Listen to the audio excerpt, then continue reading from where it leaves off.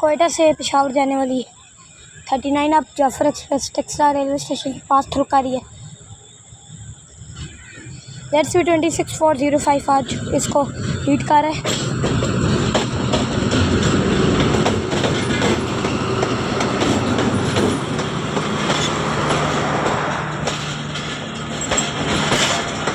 सबसे पहले AC sleeper है,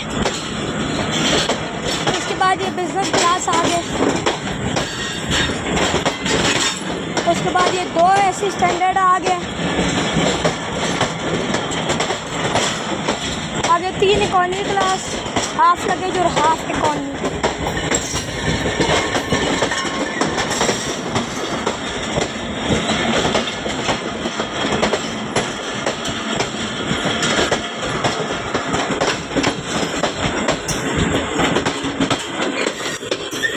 अब जाफर एक्सप्रेस